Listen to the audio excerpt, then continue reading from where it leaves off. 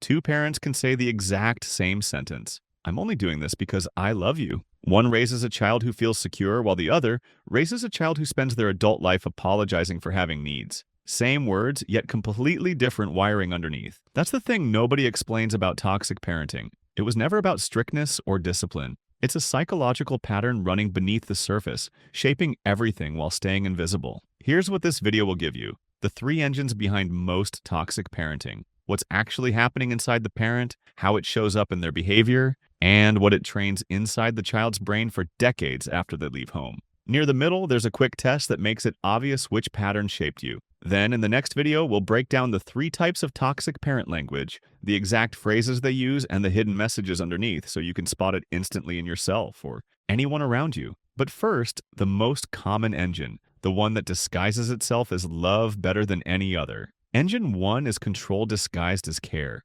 Picture a parent who needs to know where you are at all times, who questions every decision you make, who has an opinion about your clothes, your friends, your future, even your tone of voice when you said hello this morning. From the outside, it might look like involvement, like they care so much. Yet here's what's actually happening underneath. This parent doesn't feel safe inside their own body. Somewhere along the way, their nervous system learned that the world is unpredictable and full of threats they can't manage. Maybe their own childhood taught them this, or maybe life did. The origin matters less than the result. A brain that constantly scans for danger even when there isn't any. The problem is, you can't control the world or other adults, but you can control a child. So the child becomes the outlet. Every choice you make, every preference you express, every attempt at independence registers as a threat to their sense of safety. Your autonomy feels like chaos to their nervous system, so they tighten the grip. They call it protection, guidance, love. Here's what this trains inside the child. You learn that love requires compliance,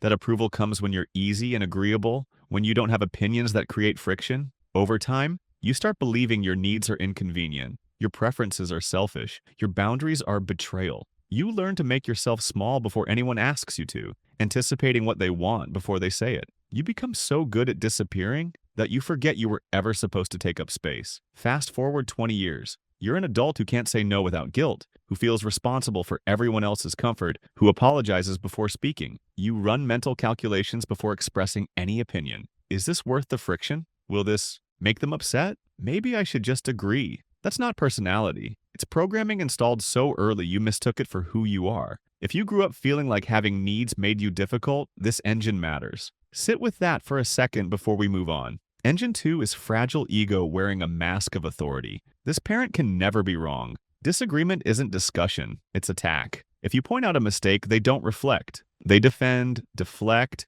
then flip it back on you until somehow you're the one apologizing for noticing reality. What's happening inside them? A self-concept so fragile that any challenge feels like annihilation. Most people can absorb criticism, process it, decide if it's valid, and move on. This parent can't. Their identity isn't stable enough to withstand being questioned, so they protect it at all costs. The cost is usually you. Here's how it shows up. Criticism that comes out of nowhere. Rage that doesn't match the situation. Shame delivered so casually you almost miss it. You're so sensitive. Why do you always make everything about you? I never said that. Your memory becomes unreliable, your perception becomes the problem, and you start wondering if you're the crazy one. What does this train inside the child? Mistakes become existential threats. You learn that being wrong isn't a moment, it's an identity. So you become perfect, careful, triple-checking everything because the cost of error feels unbearable. You develop a radar for other people's moods and adjust yourself before they even ask. You call it being considerate, though it's actually hypervigilance shaped by years of unpredictable consequences. This is where perfectionism starts, where people-pleasing takes root, where you learn to abandon yourself before anyone else can do it first. If that pattern sounds familiar, you didn't develop it by accident. Someone trained it into you. Now, before Engine 3, I want to give you something that makes this concrete. A quick test with 3 questions. Answer honestly. First, did you feel safest when you were being useful? When you were helping, achieving, solving someone else's problem? Second, did you learn to hide what you actually felt because showing it made things worse? Third, did you feel responsible for your parents' mood, like their happiness or anger was somehow your job to manage? Whichever question hit hardest reveals the engine that shaped you most. If it was the first, control was the pattern, and love meant usefulness. If it was the second, fragile ego was the pattern, and safety meant invisibility. If it was the third, that's engine 3, the one we need to talk about now. Engine 3 is emotional immaturity disguised as closeness. This parent treats you like a friend, a therapist, a partner. They tell you things children shouldn't carry. Their marriage problems, their financial stress, their childhood trauma. At the time, it might have felt special, like you were mature, like they trusted you more than anyone else. But here's what was actually happening. They couldn't regulate their own emotions. They didn't have the tools, the support, or the awareness to process what they were feeling, so they outsourced it to you, a child. This is called parentification, when the roles reverse and the child becomes responsible for the parent's emotional well-being. You weren't being trusted. You were being used as a nervous system regulator by someone who should have been regulating yours. Here's how it shows up. You become hyper-aware of emotional shifts in a room and can sense tension before anyone speaks. You developed this skill because you had to. Reading the air was survival, knowing when to disappear, when to comfort, when to perform happiness so they wouldn't spiral. You learned to track everyone's needs except your own, to believe that rest is selfish,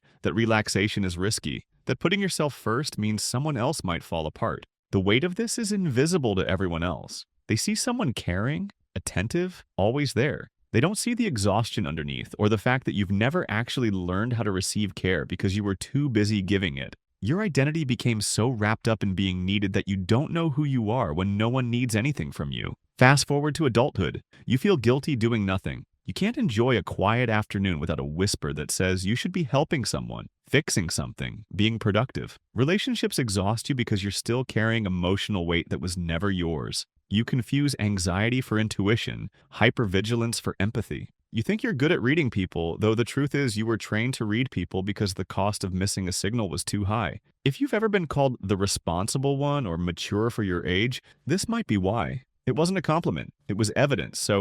Here's what I need you to understand. Toxic parents aren't always monsters, and most of them aren't intentionally cruel. They're often people who never healed their own wounds, never developed emotional regulation, never had someone model healthy love for them. The cycle just continued because no one stopped to examine it. Hurt people raising hurt people, generation after generation, everyone too close to see the pattern. Still, that doesn't excuse the impact. Intention doesn't erase harm. You can understand why someone hurt you while still acknowledging that the hurt was real, because those two things can exist together. Compassion for their story doesn't require minimizing yours. You don't owe them forgiveness or a relationship. What you owe yourself is the truth about what happened. That's where healing starts. Here's what actually helps. First, start noticing when you're responding to the present versus when you're responding to the pattern. That guilt when you set a boundary? That's not intuition. It's engine 1 still running code from 20 years ago. That shame when you make a small mistake? Engine 2. That exhaustion from carrying everyone's emotions? Engine 3. Naming it is how you stop being controlled by it because the pattern loses power the moment you see it clearly. Second, practice disappointing people on purpose. Small things, say no when you'd normally say yes. Let someone sit with their own discomfort instead of rushing to fix it. Watch what happens. Usually nothing. The catastrophe your nervous system promised doesn't arrive. That's how you start rewriting the programming. Here's the truth nobody told you when you were young. You were never responsible for their emotions, never supposed to earn love through compliance,